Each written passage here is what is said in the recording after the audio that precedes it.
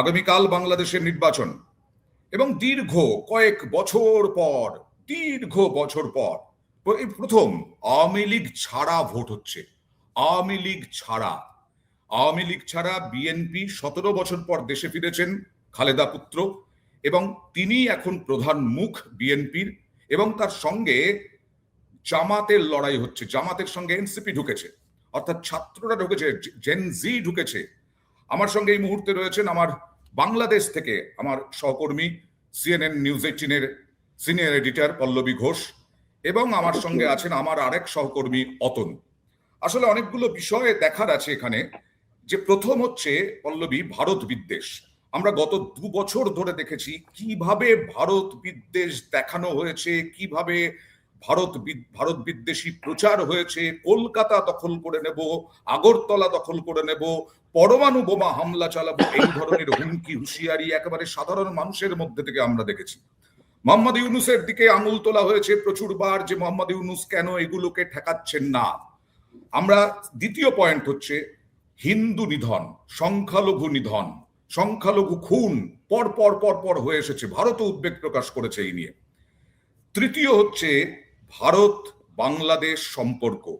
এই নির্বাচনের উপরে অনেকগুলো বিষয় নির্ভর করছে। অতনু, তোমার কাছে আসবো, তবে যেহেতু বাংলাদেশ থেকে একেবারে আঁখো দেখি হাল নিয়ে পল্লবী আছে, পল্লবীর কাছে একবার জানতে চাইবো যে এই যে ভারত বিদ্বেষের কথা বলছি না, আপনি তো ঘুরলেন, তুমি তো ঘুরলে, বহু জায়গায় ঘুরলে এই একদিনের মধ্যেই, কিরকম এখনো কি ভারত বিদ্বেষ আছে? মানে এই ভোটটা তো জেন জি ভোট, সেখানে জেন জিদের মধ্যেই ভারত বিদ্বেষ আমরা লক্ষ্য করেছিলাম ছাত্র আন্দোলন থেকে এই 2026 পর্যন্ত। এখনো কি ভারত বিদ্বেষ অব্যাহত? আমি কিন্তু যখন লোকাল লেভেলে লোকদের সাথে ঘুরেছি, দেখা করেছি, পলিটিশিয়ানস ছাড়া যে আম নাগরিক আছে, ওরা কিন্তু এত অ্যান্টি ইন্ডিয়া না। ইনফ্যাক্ট অনেক জায়গায় আমি এই জন্য ইজি প্যাসেজ পেতাম, কেন একটা আমি বাঙালি, সেকেন্ড ভদ্রমহিলা, থার্ড হচ্ছে সবথেকে বড় কারণ বলছে আমি ইন্ডিয়ান। কেন, আমার মা বাবার বাড়ি ছিল ফরিদপুরে, তো আমি ফরিদপুরেও গেছিলাম। তখন একদিন আমার মনে আছে আমি ওই জায়গায় ঘুরছি, আমাকে অনেক বাঙাল, তুমি বাঙাল? আচ্ছা, আমি বাঙাল, রাইট, আমি বাঙাল। তো আমাকে ওরা বলেছিল, দিদি আপনি তো আমাদের মেয়ে, আপনি তো বাংলাদেশির মেয়ে। তো যেরকম নর্মালি যেরকম হয়, যা পলিটিশিয়ানস আছে, politicians anti India negative push করার চেষ্টা করে, স্পেশালি জামাত। আমি জামাতকে বেশি দেখলাম। আজকে জামাতের একটা স্টেটমেন্টও দেখলাম, যেখানে ওরা বললো কি কোন জানে একটা ছোটখাটো জায়গায় ক্যাম্পেইন করার সময় ওরা বললো কি আমরা কলকাতাকে ক্যাপচার করে নেবো, আমাদের বম ফর্মে কিছু দরকার নেই। তো এটা পলিটিশিয়ানসরা করছে, জামাতের অনেক নেতারা, লিডার্সরা করছে। কমন ম্যান, আমি এটা কিন্তু ওদের অ্যান্টি ইন্ডিয়া সেন্টিমেন্ট পাইনি। হ্যাঁ, কিন্তু অনেক স্টুডেন্টস আছে যারা স্টুডেন্ট আপরাইজিং এ পার্ট নিয়েছিল, ওরা এই ব্যাপারটা নিয়ে একটু রেগে আছে। আর ওরা আমাকে অন রেকর্ড ক্যামেরাতে বলেছে কি দিদি আপনারা যে শেখ হাসিনাকে ওখানটায় রেখেছো সেটা কিন্তু ঠিক না। তো ওই রাগটা আছে কি শেখ হাসিনা এখনো দিল্লিতে কেন। এখান থেকে আমি যদি একবার একটু বোঝার চেষ্টা করি যে এবারে একটা ভোট এমন একটা ইন্টারেস্টিং জায়গা যেখানে নৌকা চিহ্নটা দেখা যাচ্ছে না। নৌকা চিহ্ন কোটার কোট, মানে আওয়ামী লীগ কোথাও নেই, শেখ হাসিনার পোস্টার কোথাও নেই, বাট স্টিল কোথাও যেন নৌকা রয়ে যাচ্ছে। তার কারণ 30% ভোট আওয়ামী লীগের। এই যে 30% ভোট কোন দিকে যাবে কি মনে হয়? আওয়ামী বিএনপির সঙ্গে রাইট, হ্যাঁ, you're absolutely right. এটা সবথেকে বেশি ক্রিটিক্যাল ফ্যাক্টর। এটা নিয়ে বিএনপি এন্ড জামাত দুজনই একটু চিন্তিত, কেন ওরা জানতে চায় আওয়ামী লীগের ভোটটা কোথায় যাবে। আর যেগুলো মাইনরিটি এরিয়া আছে, যেরকম আমি আজকে শঙ্খ বাজারে গেছিলাম ঢাকাতে, আর মুসলিম হিন্দু ডমিনেটেড এরিয়া, ওরা অনেক আমাকে বললো দিদি আমরা নৌকোকে ভোট দিতে চাই, কিন্তু ওটা নেই, এবার আওয়ামী লীগ নেই। তো আমি বললাম কাকে ভোট দেবে? তো কিছু লোক বললো দেখো আমরা জামাতকে দিতে পারবো না, আমরা বিএনপি কে দেবো। কিছু লোকরা আমাকে বললো দিদি আমরা বুথে যাব, বাট নো করে চলে আসবো। আমার যে গ্রাউন্ডে যে মোটামুটি যে ফিডব্যাক আমি পেয়েছি, দ্যাট আওয়ামী লীগের ভোট গুলো বেশিরভাগ বিএনপির দিকে শিফট হবে। বাট জামাতের একটা স্ট্রং পয়েন্ট এটা আছে কি জামাতে এনসিপির সাথে টাই আপ করেছে, which is a student body, but আমি যেরকম এক্ষুনি কিছুক্ষণ আগে তাই বলছিলাম যে স্টুডেন্টস এর মধ্যেও একটা ডিভিশন আছে। অনেক স্টুডেন্টস এই ব্যাপার নিয়ে রেগে আছে যে আমরা জামাতের সাথে কেন টাই আপ করেছো, এনসিপি জামাতের টাই আপ কেন হলো। তো I think the first time voters 40 million first time youth voters আছে বাংলাদেশে, ওরা সব থেকে ক্রিটিক্যাল।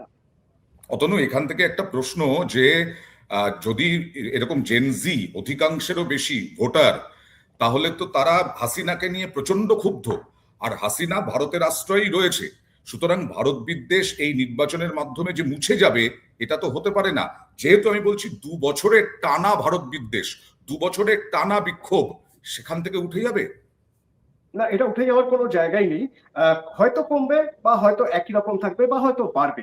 কিন্তু ভারতের ক্ষেত্রে একটা খুব ইন্টারেস্টিং জায়গা, পল্লবী আপনি বোধহয় একমত হবেন, যে ভারত কিছুটা হলো জামাতের থেকে বিএনপি কে বেশি ফেভার করবে, এবং তারা একটা ইঙ্গিত দিয়ে রেখেছে যখন খালেদা জিয়া মারা যাওয়ার পর, তারপর আমাদের প্রধানমন্ত্রীর স্টেটমেন্ট বা প্রধানমন্ত্রী সেখানে শোক বার্তা পাঠিয়েছেন এস জয়শঙ্করকে দিয়ে, কোথাও একটা বার্তা দিয়ে রেখেছে যে যদিও বিএনপি এর আগে 2001 থেকে 2006 পর্যন্ত যতক্ষণ ক্ষমতায় ছিল, ততদিন ভারতের সঙ্গে সম্পর্ক ভালো ছিল না, কিন্তু জামাতের থেকে বিএনপির দিকে হয়তো বেশি ঝুঁকে রয়েছে ভারত। মানে ভারত বিশ্বাস করে হয়তো সম্পর্ক আরো বেশি ভালো হতে পারে বিএনপি এর, নাকি?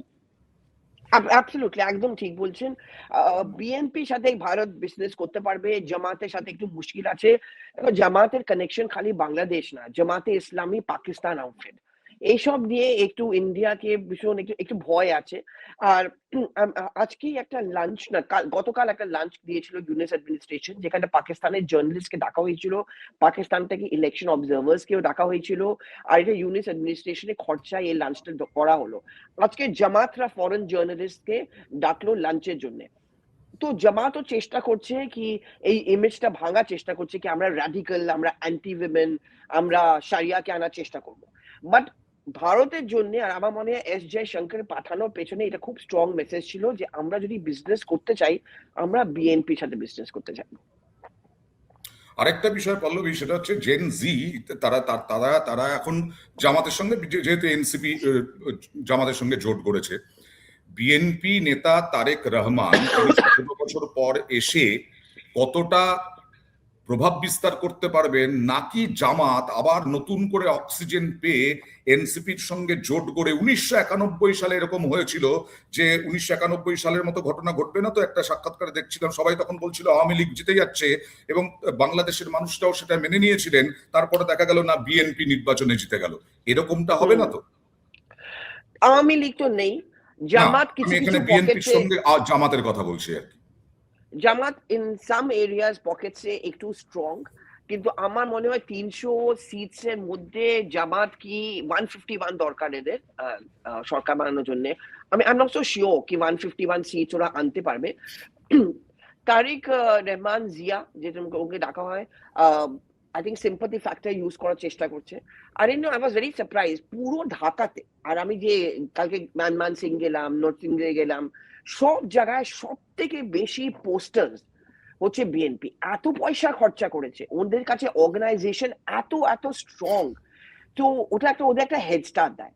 তো তারেক জিয়া ওই সিম্পাথি কার্ডটা ইউজ করার চেষ্টা করছে।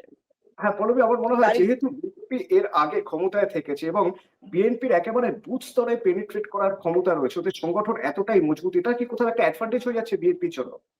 হ্যাঁ একদম, সেটাই আমি বলছিলাম, বিএনপির জন্য অ্যাডভান্টেজ কি ওদের কাছে টাকা আছে, ওদের কাছে ফান্ডস আছে, ওদের কাছে অর্গানাইজেশনটা খুবই স্ট্রং।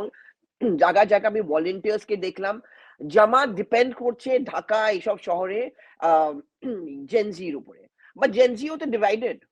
যেরকম আমার একটা খুব ভালো বন্ধু স্টুডেন্ট আপরাইজিং এর পর, যে স্টুডেন্ট আপরাইজিং এ পার্ট নিয়েছিল, আমার কিন্তু ওর সাথে খুব ভাব হলো। ছেলেটা খুব ভালো, কিন্তু ছেলেটা স্টুডেন্ট আপরাইজিং এ পার্ট নিয়েছে, কিন্তু এখন ছেলে কাজ করছে ছাত্র দলের জন্য। He is not working for Inquilab Mancha, he is not working for NCP. খুব রেগে আছে, বলে দিদি আমরা এটার জন্য কিন্তু মুভমেন্ট করিনি, আমরা ওয়াচডগ হব, আমরা প্রেসার গ্রুপ করবো। সো এই জেনজিদের মধ্যেও একটা ডিভিশন আছে। এখন এই ডিভিশনের লাভটা কার হবে এই মুহূর্তে আমাকে কিন্তু মনে হচ্ছে যে বিএনপির একটা অ্যাডভান্টেজ আছে। আমরা খালি ঢাকার কথা বলছি, আমরা খালি ক্যাপিটাল সিটির কথা বলছি। যদি তুমি গ্রামে গ্রামে যাও না, ছোট ছোট জায়গায়, ওখানটা কিন্তু বিএনপির প্রেজেন্সটা দারুণ, আমি ভীষণ স্ট্রং।